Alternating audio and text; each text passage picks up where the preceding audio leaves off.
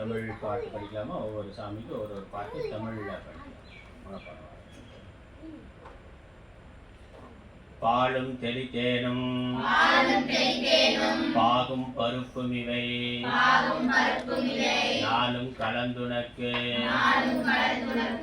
நான் தருவேன் கோலம் செய் துங்க கரிமுகத்து தூமணியே நீ எனக்கு சங்கத் தமிழ் மூன்றும் தா. ஸ்ரீ சரஸ்வதி. ஆய கலைகள் 64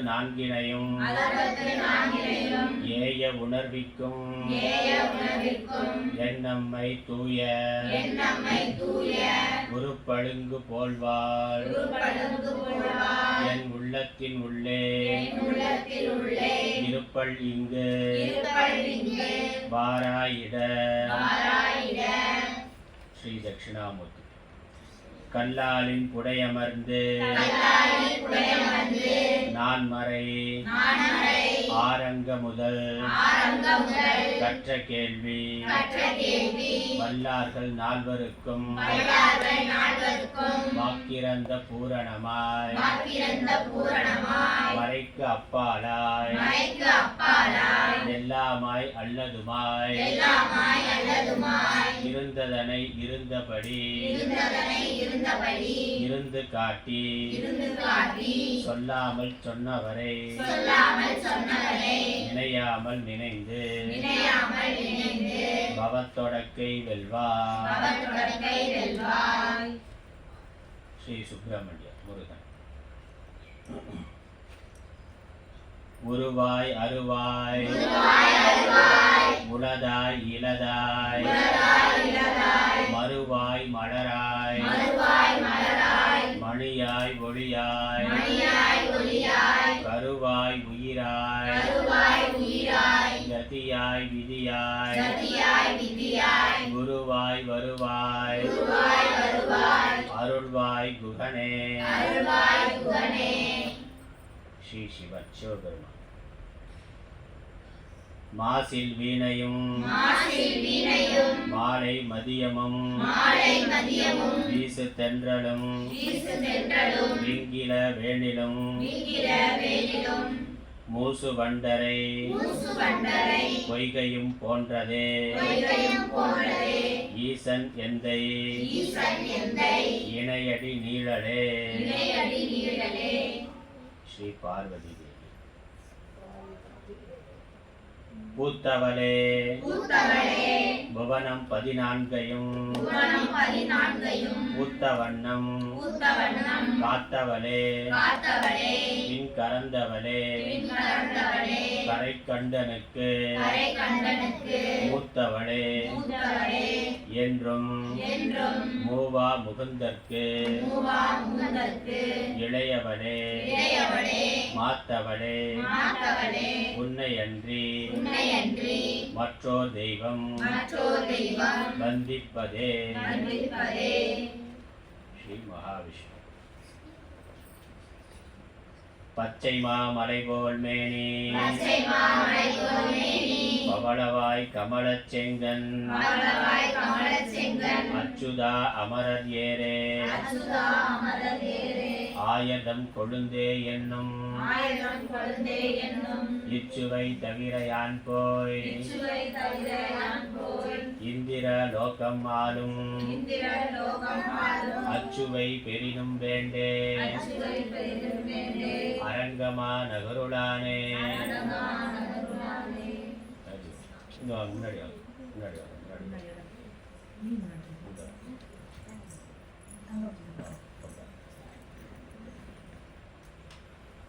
மகாலட்சுமி. ஸ்ரீ மகாலட்சுமி.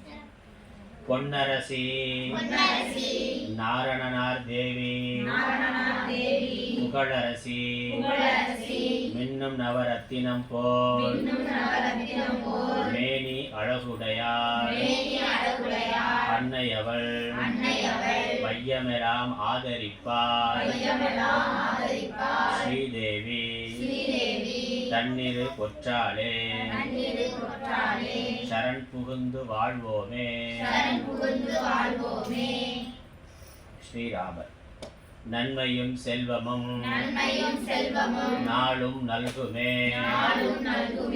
திண்மையும் பாவமும் சிதைந்து தேயுமே.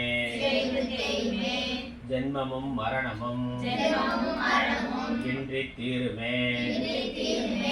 இம்மையே ராம என்ற இரண்டெழுத்தினார். ஸ்ரீகிருஷ்ணன். ஆலமாமரத்தின் இலைமேல் ஒரு பாலகனாய் ஞாலம் ஏழும் உண்டான். அரங்கத்து அரவினனையார் கோலமா மணியாரமும் முத்துத்தாமமும் முடிவில்லதோர் எழில் நீலமேனி. ஐயோ நிறை கொண்டதென் நெஞ்சினையே. நவக்கிரகம். ஆதவன் சுகமும் சந்திரன் புகழும் அங்காரகனாகிய பூமி சுதன் நிதியும் மாதவ புதன் அறிவும் குரு கௌரவமும் வழங்கிட சுக்கிரன் வாக்கதும் வழங்க சாதனை மகிழ்வை சனியவர் நல்க சக்தியாம் வலிமையை ராகு வழங்கிட ஓதிடும் புலமை கேதுவே நல்க உலகினில் மானுடம் வாழ்க என்னாலும். ஸ்ரீ ஹனுமான். ஆஞ்சநேயர். அஞ்சிலே ஒன்று பெற்றார் அஞ்சிலே ஒன்றை தாவி அஞ்சிலே ஒன்று ஆறாக ஆரியற்காக ஏகி அஞ்சிலே ஒன்று பெற்ற அணங்கை கண்டு அயலாரூரில் அஞ்சிலே ஒன்றை வைத்தார் அவன் நம்மை அழித்து காப்பான். மங்களவாள். வாழ்க அந்தன வானவர் ஆனினம் எழுக தன் புனல் வேந்தனும் ஓங்குக ஆழ்க தீயதெல்லாம் அரண் நாமமே சூழ்க வையகமும் துயர் தீர்கவே வான்முகில் வளாது பெய்க மலிவளம் சுரக்க மன்னன் போன்முறை அரசு செய்க குறைவிலாதுயிர்கள் வாழ்க நான்மறை அறங்கள் ஓங்க லட்சவம் வேள்வி மல்க மேன்மை கொள் செய்வ நீதி விளங்குக உலகமெல்லாம் ஓங்கி உலகளந்த உத்தமன் பேர்பாடி நாங்கள் நம் பாவைக்கு சாற்றி நீராடினார் தீங்கின்றி நாடெல்லாம் திங்கள் மும்மாறி பெய்து ஓங்கு பெருஞ்சென்னல் ஊடு கயலுகழ பூங்குவளை போதில் பொறிவண்டு கண்படுப்ப தேங்காதே புக்கிருந்து சீர்த்த முடை பற்றி வாங்க குடம் நிறைக்கும் வள்ளல் பெரும் பசுக்கள் நீங்காத செல்வம் நிறைந்தேலோர் எம்பாவாய். காலமுடு தேச வர்த்தமானமாதி கலந்து நின்ற நிலைவாழி கருணை வாழி மாடரவும் சைவ முதல் மதங்களாகி மதாதீதமான அருள் மரபு வாழி ஞானமிகும் எளியேன் இவ்வழக்கு பேச தயவு வைத்து வளர்த்த அருள் தன்மை வாழி ஆரடியின் பரமகுரு வாழி வாழி அகண்டிதாகார அருளடியார் வாழி மூர்த்தி எல்லாம் வாழி எங்கள் மோன குரு வாழி அருள் வார்த்தை என்றும் வாழி அன்பர் வாழி பராபரமே ஓம் சாந்தி சாந்தி சாந்தி ஹரி ஓம். எழுதுற போது எழுதிக்கலாம். இப்ப சொல்றத திரும்ப சொல்லலாம். காதுல வாங்கி சொல்லலாம். நற்பண்புகள். அதிகாலையில் எழுவேன், காலை கடன் முடிப்பேன், வெந்நீர் குடிப்பேன், உடற்பயிற்சி அல்லது யோகாசனம் செய்வேன், குளிர்ந்த நீரில் குளிப்பேன், தூய்மையான பண்பாடான ஆடை அணிவேன், சமய சின்னம் தரிப்பேன், கடவுளுக்கு பூஜை செய்வேன், பெற்றோரை வணங்குவேன், குருவை வணங்குவேன், சிற்றுண்டி உண்பேன், பள்ளிக்கு செல்வேன், பாடங்களை கருத்தூன்றி கவனத்துடன் படிப்பேன், மதிய உணவு உண்பேன், ஓடி ஆடி விளையாடுவேன், மாலையில் கோவிலுக்கு செல்வேன், வீட்டில் விளக்கு ஏற்றுவேன், பூஜை செய்வேன், வீட்டு பாடங்களை எழுதுவேன், படிப்பேன், பழங்களோடு இரவு உணவு உண்பேன், இரவு வானம் ரசிப்பேன், இறைவனை வணங்கி உறங்குவேன். இது தினசரி நல்ல பழக்கங்கள்.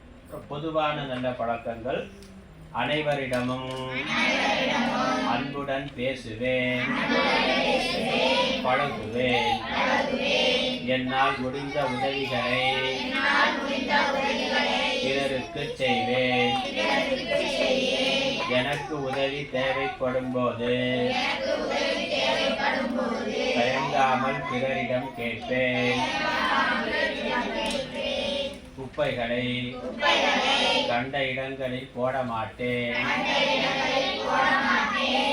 அதற்குரிய தொட்டிகளில் மட்டுமே போடுவேன், பொது இடங்களில் எச்சில் துப்ப மாட்டேன், திறந்த வெளியில் மலம் கழிக்க மாட்டேன், என் வேலைகளை நானே செய்வேன், நாள்தோறும் நல்ல நூலில் சில பக்கங்கள் படிப்பேன், பிறர் பொருளுக்கு ஆசைப்பட மாட்டேன், உணவுப் பொருட்களை வீணாக்க மாட்டேன், உடலுக்கு தீங்கு தரும் உணவுகளை உண்ண மாட்டேன், தண்ணீரை வீணாக்க மாட்டேன், சிக்கனமாக பயன்படுத்துவேன். அடுத்து இன்றைக்கு பார்க்க இருக்கிறது. சொல்லிட்டு அப்புறம் எழுதலாமா? என்ன பார்க்க போகிறோங்கிறத சொல்லிடலாம். அப்புறம் எழுதிட்டு திரும்ப சொல்லி அர்த்தம் பார்க்கலாம். பொது இடங்களில் சண்டை போட மாட்டேன். பொது இடங்களில் பிறருக்கு தொந்தரவு ஏற்படுமாறு சத்தமாக பேச மாட்டேன், கத்த மாட்டேன். பொது அமைதிக்கு பாதிப்பு ஏற்படுமாறு நடக்க மாட்டேன். சொல்லிட்டு சொல்லலாம். பொது இடங்களில் சண்டை போட மாட்டேன். பொது இடங்களில் பிறருக்கு தொந்தரவு ஏற்படுமாறு சத்தமாக பேச அல்லது கத்த மாட்டேன். பொது அமைதிக்கு பாதிப்பு ஏற்படுமாறு நடக்க மாட்டேன். புரியுதுல்ல? என்ன புரியுது? பொது இடங்கள்னா நம்ம வீடுல நம்ம பேசிக்கிறது, அண்ணன் தம்பி சண்டை அன்பா சண்டை போட்டுக்கிறது வேற. அதே ரோட்ல வீதிக்கு வந்து குடிச்சிட்டு தயார் பண்றாங்கல்ல, குடிச்சிட்டு நடு ரோட்ல நின்று போற வர பஸ் எல்லாம் மறிக்கிறான், கலாட்டா பண்றாங்கல்ல, பாக்குறவங்கல்ல. இல்ல 4 பேர் வீட்டு சண்டைய ரோட்டுக்கு கொண்டு வந்துடுறான், இல்ல 2 பக்கத்து வீட்டுக்காரங்க சேர்ந்து சண்டை போடுறான். பல விதங்கள்ல பொது இடங்கள்ல 4 பேர் பார்த்து சிரிக்கிற மாதிரி, இந்த 4 பேர் நின்று வேடிக்கை பார்க்குற மாதிரி சண்டை போடுறது அநாகரிகம். அது நாகரிகம் இல்லை. நாய் தான் அப்படி சண்டை போடும். நாய் பார்த்துருக்கீங்களா? நாய் என்ன வீட்டு போய் சண்டை போடும்? நாய் வெளியே ரோட்டில் பார்த்தா இன்னொரு நாயை பார்த்தாக்கா விழுங்கும். அது என்ன பண்ணும்? திரும்ப விழுங்கும். அப்புறம் இதை அதை விரட்டும், அது இதை விரட்டும். அப்படி விலங்குகள் தான் பொது இடம். அதுக்கு தனி இடம் பொது இடம்லாம் தெரியாது. அதுக்கு மனசுல தோன்றுனதை செய்யும், வெளிப்படுத்தும். கோழி பார்க்குறோம், மாடு ஆடு எல்லாமே பொது இடத்துல. அதுக்கு அதெல்லாம் தெரியாது. அதுக்கு அந்த நாகரிகம் அப்படிங்கிறதான் கிடையாது. என்ன நம்மள மாதிரி ஸ்கூலுக்கு போகுதா, தர்மதிபியா கிளாஸுக்கு வருதா, எல்லாம் கற்றுக்கிறதுக்கு ஒன்றும் கிடையாது. அதனால அது எப்படி இயல்பாக இருக்கோ அப்படித்தான் இருக்கும். நாமளும் அது மாதிரியே இருந்தோம்னா நமக்கு அதுக்கு வித்தியாசம் இல்லை. என்ன வால் இல்லை, அதான் வித்தியாசம். அதானே? அதுக்கெல்லாம் வால் இருக்கு. நாமளும் அது மாதிரி நடந்துக்கிட்டோம்னாக்கா வால் இல்லாத என்னது? ஆமா, சொல்லிட்டோம். கரெக்டாக சொல்றோம். ஆமா, நாய் மாதிரியே ரோட்ல சண்டை போட்டோம்னாக்கா வால் இல்லாத நாயின்னு அர்த்தம், இல்ல வால் இல்லாத குரங்குன்னு அர்த்தம். தானே? அது பண்ணக்கூடாது. நாகரிகம்ங்கிறது வெறுமனே அப்படி டிப்டாப்பா ட்ரெஸ் பண்ணிக்கிறது மட்டும் நாகரிகம் கிடையாது. அதுக்கேற்ற மாதிரி டீசெண்டாக நடந்துக்கிறதும் அதான் நாகரிகம். அதான் உண்மையான நாகரிகம். நம்ம ஃபோன் வச்சுருக்குறோம். ஃபோன் என்ன ஃபோன் சொல்கிறான்? ஸ்மார்ட் ஃபோனுங்கிறான். அதானே? வீட்டில் டிவி வச்சுருக்குறோம். என்ன சொல்கிறான்? ஸ்மார்ட் டிவிங்கிறான். அதானே? இப்போ எல்லாம் ஆண்ட்ராய்ட் டிவி வந்துட்டு ஸ்மார்ட் டிவிங்கிறான். வாட்சு கட்டியிருக்கோம். வாட்ச் என்னது? ஸ்மார்ட் வாட்சுங்கிறான். இப்போ இதெல்லாம் ஸ்மார்ட்டாக இருக்குல்ல, இதெல்லாம் பயன்படுத்துகிற மனுஷன் ஸ்மார்ட்டாக இருக்க வேணாமா? அதெல்லாம் ஸ்மார்ட்டாக இருந்தால் மட்டும் போதுமா? நம்ம ஸ்மார்ட்டாக இருந்தால் தானே அதை பயன்படுத்துறதுக்கு தகுதியான ஆள்னு அர்த்தம். அப்போ ஸ்மார்ட் மேன்னு சொல்கிற மாதிரி நம்ம நடந்து கொள்ளணும். அவன் ஸ்மார்ட்டான மனிதன். நல்ல ஸ்மார்ட்டான மனிதன் எப்படி இருப்பான்? ஸ்மார்ட்டான மனிதன் எப்படி இருப்பான்? ரோட்டில் சண்டை போட மாட்டான், ரோட்டில் கத்த மாட்டான்,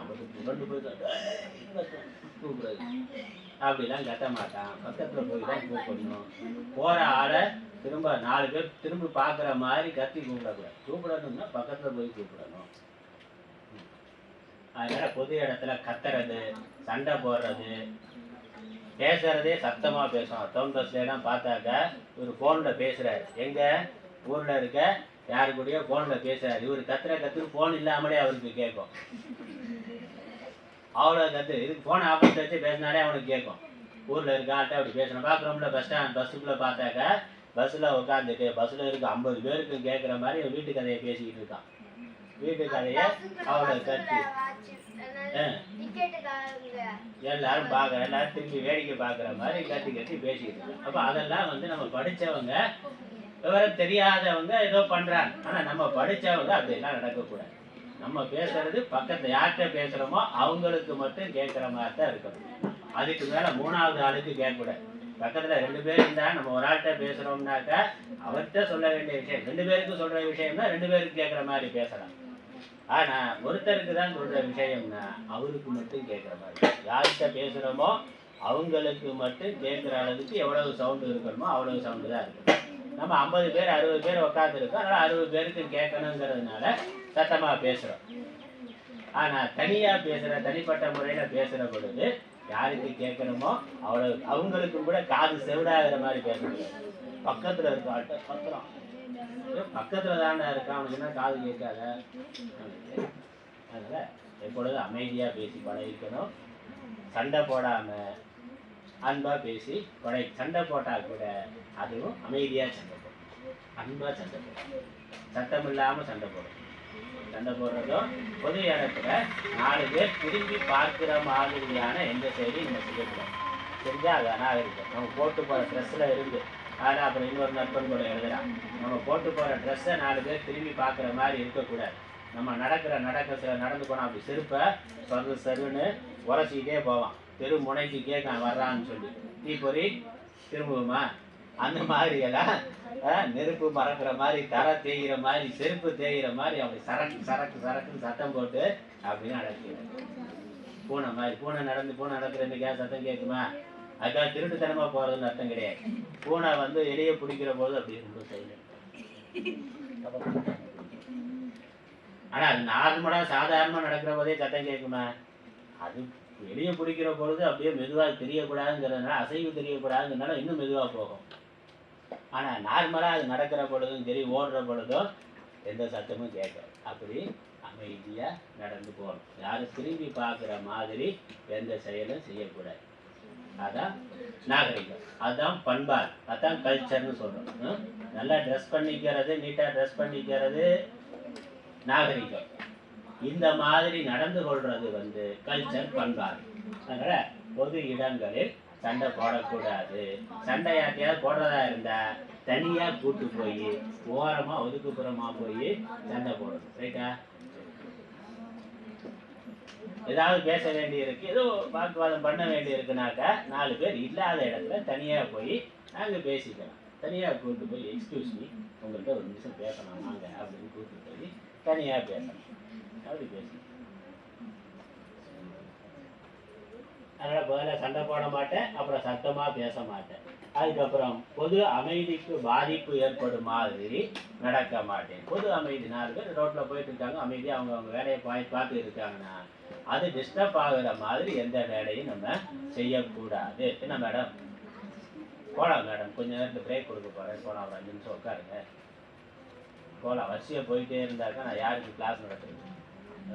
ஒரு 10 நிமிஷம் அதை பார்த்துட்டு பிரேக் பார்க்குறேன். திருப்பி பார்த்துட்டு 10:30 வழக்கமாக பிரேக் வரும்ல, அதுக்கு ரொம்ப அவசரமாக போகணும்னா போங்க. அவசரம் இல்லைல்ல? அவசரமா? சரி, அவசரம்னா 2 பேருக்குமா 3 பேருக்குமா? என்ன போங்க. சரி, வேகமாக போயிட்டு வாங்க. நடுவில் எழுந்து போனாக்கா கிளாஸ் மிஸ் ஆயிடும். என்ன சொன்னேங்கிறது தெரியாதுல்ல, பாடம் போயிடும்ல. ஆனால் கிளாஸுக்கு வர்ற பொழுதே போயிட்டு வந்தோம். அப்புறம் 1 மணி நேரத்துக்கு திரும்ப பிரேக் கொடுக்க போகிறோம். அப்போ போய்க்கலாம். இதே போனோன்னு ஆளை காணும். அங்கேயோ அப்படியே மரமாக பார்த்துட்டு இருக்காது, சுற்றி இருக்கலாம். கிளாஸ் முடிகிறதுக்குள்ள வருவான். அதுதான். அதனால் கிளாஸுக்கு வர்ற பொழுதே நம்ம போயிட்டு வந்துடணும். இல்லை 1 மணி நேரம் தான் கிளாஸ், அதுக்கப்புறம் பிரேக் கொடுத்துட்டா நம்ம அடுத்த கிளாஸ் ஆரம்பிக்க போகிறோம். அப்போ போய்க்கலாம். அது வரைக்கும் கொஞ்சம் கட்டுப்படுத்திக்கலாம், தப்பு இல்லை. ரொம்ப அடைக்கக்கூடாது, ரொம்ப அடக்கி பழகக்கூடாது, அது நல்லதில்லை உடம்புக்கு. மலத்தையோ மூத்திரத்தையோ 1க்கு 2க்கு ரொம்ப நேரம் அடக்கக்கூடாது, அது உடம்புக்கு நல்லதில்லை. அதே மாதிரி தும்மல் அதெல்லாம் அடக்கக்கூடாது. அதே சமயம் கொஞ்சம் கட்டுப்படுத்திக்கலாம், உடம்பு பழகிடும். நம்ம அந்த மாதிரி ஒரு 5 நிமிஷம் கண்ட்ரோல் பண்ணிக்க முடியும் அப்படின்னா அது பழகிக்கிறோம் உடம்புக்கு. அந்த உடனே போகணுங்கிறத ஒரு 2 நிமிஷம் 3 நிமிஷம் 5 நிமிஷம் கட்டுப்படுத்தி கொள்ள முடியும். நம்ம அதுக்கேற்ற மாதிரி முன்னாடியே பிளான் பண்ணிட்டா முடியும். வர்ற பொழுதே போயிட்டு வந்துட்டாங்க, அடுத்து 1 மணி நேரத்துக்கு அது வராது. ரைட்டா? அப்படி தானே? வந்துகிட்டே இருக்குமா? என்ன பைப்பா, கார்பரேஷன் பைப்பா வந்துகிட்டே இருக்கிறது. ஒரு தடவை போயிட்டு வந்துட்டாங்க, நம்ம கிளாஸுக்கு வர்ற பொழுது போயிட்டு வந்துட்டோம்னா அதுக்கப்புறம் பிரேக் போயிடும். ஸ்கூல்லையும் அப்படித்தான். ஸ்கூலில் நடுவில் எதிர்த்து போனாக்கா நடுவில் பாடம் போச்சு இல்லை, நமக்காக திரும்ப பாடம் நடத்துவாங்களே, நடத்த மாட்டாங்க. போன பாடம் போனது. அது இப்படி போனால் நமக்கு என்ன, உள்ளே போனால் தானே பிரச்சனை இல்லை. கிளாஸில் இருந்தாலும் அது ஒன்றும் உள்ளே போக போகிறது இல்லை அப்படின்னு நினைக்கக்கூடாது. அது நம்ம கேட்டாலும் கேட்கலன்னா அது உள்ளே போகும். கண்ணுக்கு தான் மூடி இருக்கு, காதுக்கு மூடி இருக்கா? தம்பி கவனி கவனி. கண்ணை தான் பார்க்க விரும்பலைன்னா மூடி வச்சுக்க முடியும். காது மூடி வைக்க முடியுமா? மூடி வைக்க 3 நாள் ரொம்ப நேரம் மூடி வைக்க முடியாது. கொஞ்சம் நேரம் வேணால் அது பார்க்கலாம், அதையும் மீறி அது உள்ளே போகும். அதனால் நம்ம கவனிக்கலைனாலும் உள்ளே போகும். நம்ம கிளாஸில் வந்து நமக்கு இன்ட்ரெஸ்ட் இல்லைனாலும் பேசாமல் உட்காந்துருந்தா கூட, சேட்டை பண்ணாமல் உட்காந்துருந்தாலே அது உள்ளே போயிடும். அதுவா அது உள்ளே போயிடும். அப்படித்தானே நிறைய பாட்டை நம்ம படிச்சுக்கிறோம், கற்றுக்கிட்டோம், மனப்பாடம் பண்ணோமா? நம்ம பஜனில் இப்போ எவ்வளோ பாட்டு பாடுறோம். நம்ம வேல் வேல் வடி வேல்லாம் மனப்பாடம் ஆயிடுச்சு இல்லை? பிள்ளையார் பிள்ளையார் தெரியும். நிறைய பாட்டு ஸ்லோகங்கள்லாம் நம்ம வந்து புக்கு இல்லாமலே தனியாக உரு போடாமலே வெறுமனே கேட்டே தானாக உள்ளே போய் மனப்பாடம் ஆயிடுச்சு இல்லை? அதனால அது காது திறந்து இருந்தால் போதும், நம்ம பேசாமல் உட்காந்து அடுத்த ஆளை நோண்டாமல் கேட்டுக்கிட்டு இருந்தால் போதும். சரியா? அதனால அதான் பொது அமைதிக்கு பாதிப்புனா என்னது? அமைதியாக உட்காந்து பாடம் நடக்கிற நேரத்தில் பக்கத்தில் இருக்க ஆளை நோண்டுறது, பொது இடத்துல எதையாவது குப்பையை கொண்டு போய் போடுறது, ஏதாவது அந்த போக்குவரத்து பாதிக்கிற மாதிரி நடுவில் வண்டி நிறுத்தின்னு பேசிக்கிட்டு இருப்பான். பார்க்குறோம்ல, மளிகை கடையில் ஏதோ ஜாமான் வாங்க போனாக்கா அந்த நடு ரோட்டில் வண்டியை நிறுத்திட்டு அவர் போய் ஜாமான் வாங்கிட்டு இருப்பார். பின்னாடி கார் வந்து ஆரம் அடிச்சுட்டு இருக்கணும் ஒரு அரை வரைக்கும். பார்க்குறோம்ல. அப்போ அதான் பொது அமைதிக்கு பாதிப்பு ஏற்படுறது, பொது போக்குவரத்துக்கு பாதிப்பு ஏற்படுறது. எங்கேயாவது போய் குண்டு வைக்கிறான் இருக்குல்ல, சண்டை போட மாட்டான், வெளியே சத்தம் போட்டு சண்டை போட மாட்டான், கத்தியும் பேச மாட்டான், சைலண்டாக கொண்டு போய் ஒரு பைய வச்சுட்டு வந்துடுவான்.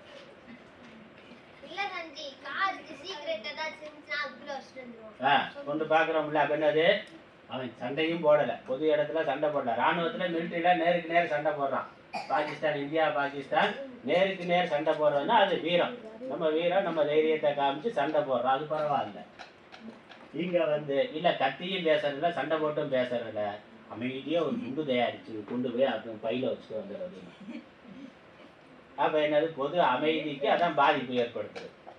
இவன் நேரடியாக பண்ணலை, மறைமுகமாக அமைதியை குறைக்கிறார். அங்கே ஒரே பரபரப்பாக ஒரே கலவரமாக இருக்கும். இவர் உட்காந்து மிச்சர் சாப்பிட்டு இருக்கார், வீட்டில் உட்காந்து டிவியை பார்த்துட்டு மிச்சர் சாப்பிட்டு இருக்கார். அதனால் அதுவும் பண்ணக்கூடாது, அதெல்லாம் பண்ணக்கூடாது. நாம் நல்லா இருக்கணும், நம்ம சந்தோஷமாக இருக்கணும் நம்ம நினைக்கிறோம்ல, அதே மாதிரி தானே எல்லாரும் நினைப்பாங்க.